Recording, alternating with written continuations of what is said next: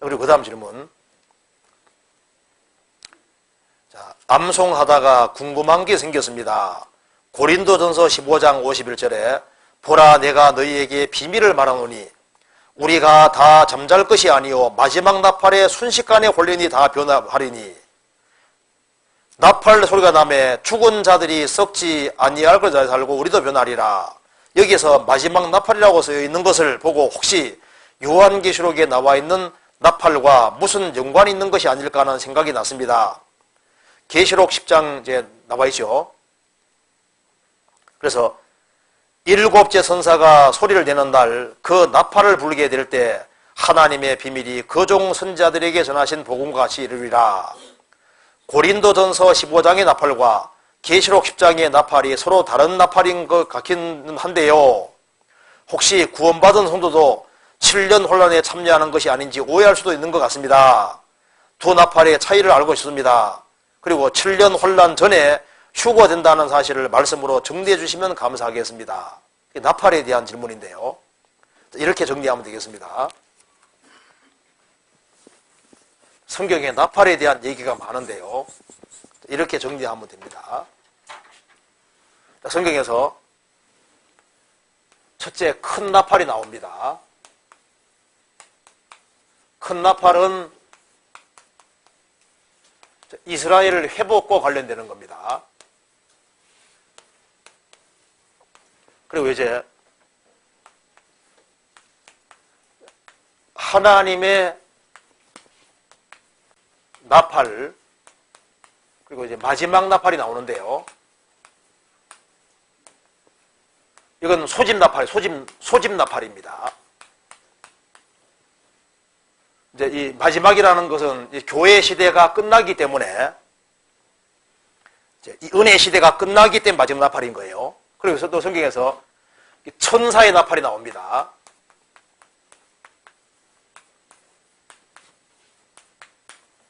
천사의 나팔은 심판의 나팔입니다. 그래서 나팔이 불릴 때마다 이 지구상에 재앙이 내려오는 거예요. 몇 권 찾아봅시다. 성경 이사야 27장 봅시다.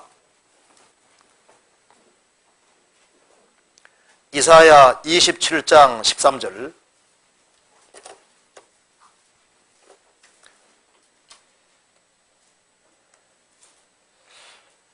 그날에 큰 나팔을 울려 불리니 아수르 땅에서 파멸케 된 자와 애굽 땅으로 쫓겨난 자가 돌아와서 예루살렘 성산에서 여호와께 경배하리라. 이스라엘 민족이 전 세계에서 회복될 걸 말씀하시면서 큰 나팔을 울려 불리니 이스라엘 민족이 그리스도 배척한 죄로 유랑민족이 됐는데 하나님께서 큰 나팔 울려 불 때 이스라엘 민족이 회복된다 그랬죠? 성경 마태복음 24장 보시겠습니다. 큰 나팔입니다. 24장 31절.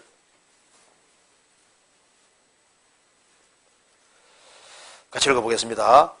저가 큰 나팔 소리와 함께 천사들을 보내리니 저희가 그 택하신 자들을 하늘 이끄되 저 끝까지 사방에서 모으시리라. 그러니까 큰 나팔은 이스라엘과 이스라엘 회복과 관련되는데요.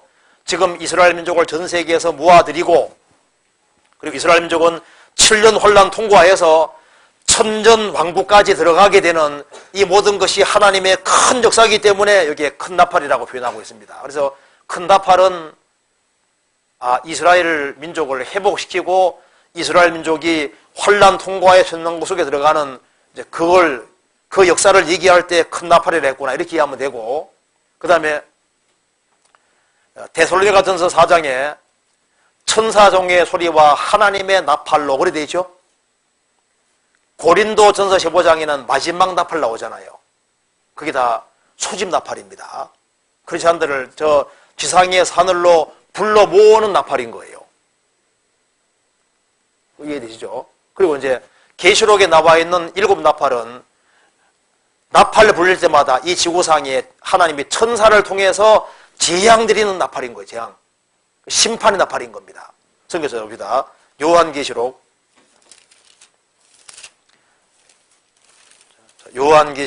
8장 보시겠습니다. 자, 8장 1절. 일곱째 인을 떼실 때 하늘이 반시 동안쯤 고요하더니 내가 보매 하나님 앞에 시위한 일곱 천사가에서 일곱 나팔을 받았더라. 심판의 나팔입니다. 7절. 첫째 천사가 나팔을 보니 피 섞인 우박과 불이 나서 땅에 쏟아지매 땅에 3분질이 타서 사위고 수목에 3분이 타서 사위고 각종 푸른 풀도 타서 사위더라. 그래서 나팔이 불 때마다 재앙이 내려서 지구상의 3분질을 모든 것이 해를 받도록 되어 있는 거예요. 그리고 이제 일곱 번째 나팔도 하나님의 심판의 나팔입니다. 심판의 나팔. 그래서 여기에 성경 요한계시록 10장 보시겠습니다. 10장 7절에 일곱째 천사가 소리를 내는 날 그 나팔을 불게 될 때 하나님의 비밀이 그 종 선지자들에게 전하신 복음과 같이 이루리라. 무슨 말이냐면은 일곱째 천사가 나팔을 불 때 일곱 천사가 나팔을 불면 그 다음에 속에 뭐가 떨어집니까? 일곱 대접이 한꺼번에 쫙 떨어지는 거예요.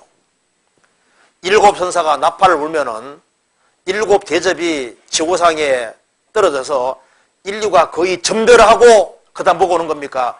천전만국이 오는 거예요.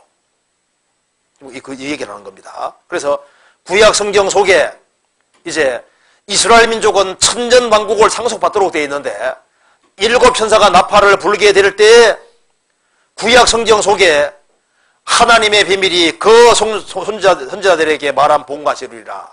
그래서 이스라엘 민족의 죄악은 용속되고 이제 이스라엘 민족은 천만국 속에 들어가는 그런 역사가 이루어지는데요. 일곱째 천사가 나팔을 불 때 일곱 대집이 한꺼번에 떨어지면서 인류가 거의 전멸하게 되고 그 다음에 이제 이스라엘 가운데 3분의 1은 혼란 통과의 천만국 속에 들어가게 되고 역사가 좀 나오거든요. 그러니까 이제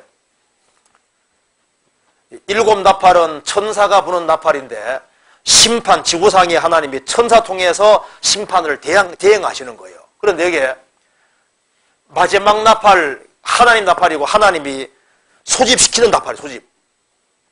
나팔 정도가 완전히 다른 겁니다. 그리고 또 한 가지는 여기에 크리스찬들이 7년 환란 전에 들림받는다는 증거가 있느냐? 물론입니다. 이것 때문에 그래요. 보세요.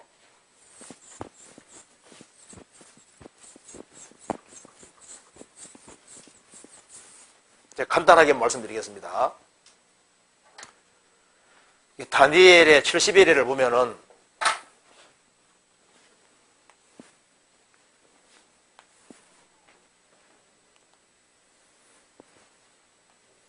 다니엘서 9장에 기록이 되어 있습니다. 다니엘을 내 백성과 내 거룩한 성을 위하여 70일로 기한을 정했다. 이래가 히브리 말로 샤부임인데 7이란 뜻입니다. 그래서 7이 70의 7로 기간 정했다. 즉 490으로 기한 정했다. 여기서는 490일 아니면 490년에 여기서는 490년으로 쓰였습니다. 그래서 예루살렘을 중건하라는 영이 날 때부터 7일에와 62일에가 지날 것이다. 그러니까 483년이 지난다는 겁니다. 예루살렘을 중건하라는 영이 날 때부터 예루살렘을 중건하라는 영이 날 때가 BC 445년 3월 14일이라고 합니다. 히브리 원력은 360년이기 때문에 히브리 원력으로 딱 계산하면은 예루살렘을 중건하라는 영이 날 때부터 7일에와 62일에가 지날 것이요. 그 7일에 49년 사이에 곤란한 동안에 성읍이 중건되어 거리와 해자가 이룰 것이며 이스라엘 민족이 돌아와서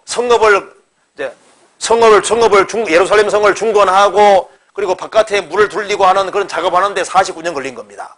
그리고 그로부터 62일에가 더 지나서 기름 부음 받은 자 왕이 일어날 때까지 7일에와 60일에가 지날 것이다. 그래서 AD 32년 3월 14일인가요? 아마 4월 6일, 4월 6일. 이때가 예수님이 나귀 타고 예루살렘에 왕으로 입성하신 날입니다. 그래서 누가복음 19장에 예수님이 나귀 타고 왕으로 오셨기 때문에 호산나 찬송했잖아요. 그리고 이제 왕으로 입성하시고 며칠 지나서 예수님이 십자가 죽었습니다.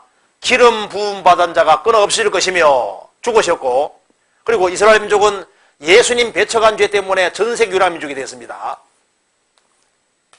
이렇게 되므로 70일에 490년 가운데 483년을 채웠는데 7년을 못 채운 거예요. 그래서 이스라엘 민족이 지금 이스라엘 땅에 돌아오는 이유가 뭐냐 하면은 마지막 한 일회를 채우기 위해서 지금 돌아오고 있는 겁니다. 이게 이제 마지막 7년입니다. 그래서 이제 구약과 신약 보면은 한 때, 두 때, 반 때, 1260일, 1260일, 3년 반입니다. 자, 그런데 잘 보세요. 자, 구약 성경에는 교회가 비밀입니다. 구약 성경에는 교회가 안 나오는 거예요. 그래서 다니엘서를 읽어보면요. 바벨론, 메디아 피라시아, 헬라, 로마가 나오더니만 갑자기 마지막 때가 나오잖아요. 그렇죠? 구약 읽어보시면 항상 예수님 초림 얘기 나오고 갑자기 재림 얘기가 나오거든요. 그러니까 교회는 에베소서 3장에 말하기를 교회는 비밀이었다고 되어 있거든요. 그러니까 구약 성경에는 교회가 안 나오는 거예요. 그래서 69일회가 진행될 때 유대인, 이방인 두 줄기밖에 없었거든요. 그리고 70일에는 원래 이스라엘 백성들을 위해서 있는 거예요. 그래서 마지막 한 일에도 유대인과 이방인 두 줄기밖에 없다 그 말입니다. 예수님 배척하고 난 이후에 예수님 죽으시고 부활하시고 오순절에 성령 강림하심으로 교회 시대가 시작됐는데, 교회는 유대인 중에서 이방인 중에서 구원받음으로 구성되는데 공동으로 축복에 참여하는 이 교회는 비밀이고 구약 성경에는 안 나와 있는 거예요. 그래서 다니엘의 69일회가 진행될 때 교회는 아예 없었거든요. 그러니까 마지막 한 일에도 7년 진행될 때도 교회는 없는 거예요. 교회는 원래 70일회하고 전혀 관계가 없는 존재입니다. 그러니까 교회는 7년 환란하고 원래부터 관계가 없는 거예요. 원래부터. 교회는 처음부터 여기에 70일에는 없는 거예요. 그래서 69일회가 진행될 때 이스라엘 사람들이 성도인 것처럼 7년 환란 속에서도 이스라엘이 성도인 거예요. 교회는 처음부터 없는 겁니다. 그러니까 교회는 원래 7년 환란과는 관계가 없기 때문에 7년 환란이 일어나는 거하고 교회는 원래 처음부터 관계가 없는 거예요. 그러니까 교회는 7년 환란에 들어가는 거하고는 아무 관계 처음부터 없는 존재입니다. 이게 좀 이해되세요? 좀 어려운 것 같은데. 어려워요? 안 어려워요. 봐요. 여기. 이 구약시대 때 하나님의 선지자들은 뭘 봤냐 하면은, 바벨론, 페르시아, 헬라, 로마가 등장하네. 예수님이 오시네. 그거 봤거든요. 그리고 예수님이 세계 정복하는 거 동시에 본 거예요. 그러니까 초리 많은 거 보고 제일이 많은 건 봤거든요.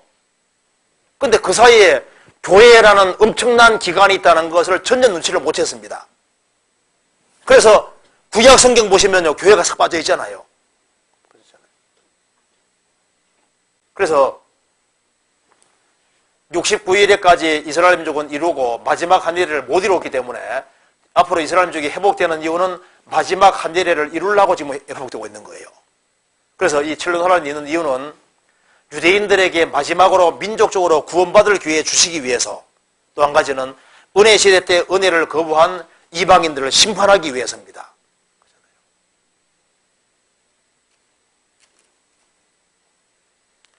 아이고, 지금 벌써 시간이 또 다 돼가는 것 같은데, 이거 얘기하려면 또 이게 또 질문이 많은데, 이거.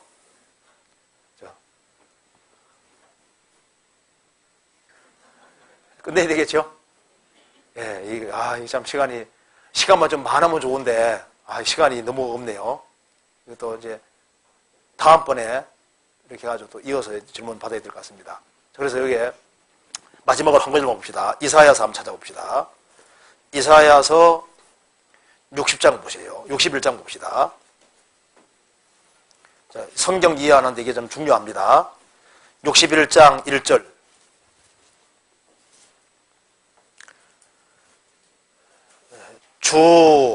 이게 좀 자세히 보시기 바랍니다. 주 여호와의 신이 내게 임하셨으니 이는 여호와께서 내게 기름을 부어사 가난한 자에게 아름다운 소식을 전하게 하려 하심이라.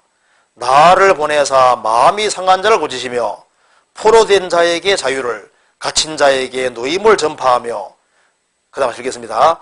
여호와의 은혜의 해와 우리 하나님의 신원의 날을 전파하여 모든 슬픈 자를 위로하되. 자, 이 말 보면은 좀 적어 보겠습니다.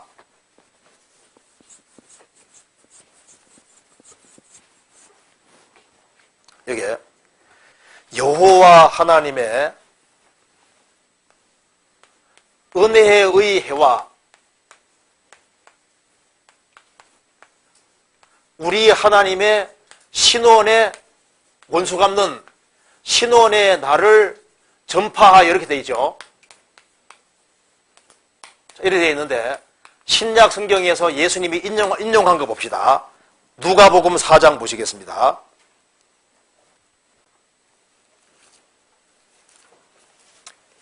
누가복음 4장 17절. 4장 17절. 선지자 이사야의 글을 드리거늘 책을 펴서 이렇게 기록한 데를 찾으시니 곧 주의 성령이 내게 임하셨으니 이는 가난한 자에게 복음을 전하게 하시려고 내게 기름을 부으시고 나를 보내사 포로된 자에게 자유를, 눈먼 자에게 다시 보게 함을 전파하며 눌린 자를 자유케 하고 주의 은혜의 해를 전파하려 하심이라 하였더라. 책을 덮어 그 맡은 자에게 주시고 앉으시니 회당에 있는 자들이 다 주목하여 보더라. 이에 예수께서 저희에게 말씀하시되 이 글이 오늘날 너희 귀에 응하였느니라 하시니, 예수님께서 주의 은혜의 해를 전파하려 하심이니라 하고 책을 덮어버렸습니다. 구약에는 은혜의 해와 우리 하나님의 신원의 날을 전파한다고 했는데 예수님은 은혜의 해를 전파하려 하심이니라 하였더라 하고 책을 덮었습니다. 왜냐하면 이게 와를 사이에 두고 시간 간격이 얼마 있습니까? 2000년 이상의 시간 간격이 있는 거예요. 그러니까 구약의 선지자는 주님이 은혜를 주시는 것과 원수 갚는 걸 딱 붙여놨거든요. 그런데 예수님이 오셔서 은혜 전파하시고 그 다음에 재림하실 때 원수를 갚는 거잖아요. 그렇죠? 그러니까 이제 와를 사이에 두고 초림과 재림이 갈라지는 경우도 있고 콤마 하나로 갈라지는 경우도 있고, 그래서 초림과 재림이 덜커덕 붙어 있으니까 이스라엘 백성들도 헷갈렸던 겁니다. 초림한다고 돼 있고 재림한다고 붙어 있으니까 유대인들은 메시아가 오시면은 세계를 정복할 거다, 그렇게 오해할 수도 있었던 거예요. 두 개가 붙어 있으니까. 이거 이해되시죠? 그래서 지금은 이제 성경을 이해하기가 아주 쉬운 시대가 됐습니다. 왜냐하면 초림 때 이루어진 걸 딱 제하면은 나머지가 재림 때 이루어질 일이니까 연구하기 아주 수월하게 되어 있잖아요. 그래서 지금 이 지구상에 벌어지는 일은 원래 7년 혼란 속에 되어질 것에 대한 전조국으로 우리가 다 보고 있는 거예요. 그래서 교회는 7년 혼란과 처음부터 관계가 없기 때문에 언제든지 주님이 데려갈 수 있는 거예요. 그리고 크리스천을 데려가시고 난 이후에 7년 혼란과는 관계없기 때문에 혼란 전에 주님이 데려가시는 게 확실합니다. 그 외에도 증거가 성경에 많이 있거든요. 그래서 다니엘의 70일의 연장선상에 있는 것이 여기 한 일인 거예요. 그래서 이스라엘 사람 중에 14만 4천 명이 구원받는데 그 사람을 성경에 성도라고 했습니다. 그래서 요한계시록에 나와 있는 그 성도가 그 7장에 나와 있는 성도가 바로 이스라엘 민족. 그리고 교회는 없습니다. 그래서 요한계시록 1장은 예수님 본 것, 2장, 3장은 교회 시대, 요한계시록 4장, 5장은 교회가 천상에 올라가 있는 것이고, 요한계시록 6장부터 19장까지는 7년 후란 얘기고, 20장은 예수님이 지상진에 마셔서 천왕국 이루시는 얘기고, 21장은 영원한 천국과 지옥 얘기인 겁니다. 그래서 요한계시록은 구분이 잘 되어 있습니다. 그래서 요한계시록 6장부터 19장까지가 7년 혼란 속에 있는 것을 자세히 말씀하신 겁니다. 그렇게 이해하면 되겠습니다. 그래서 여기까지 하고 또 다음에 하도록 하겠습니다.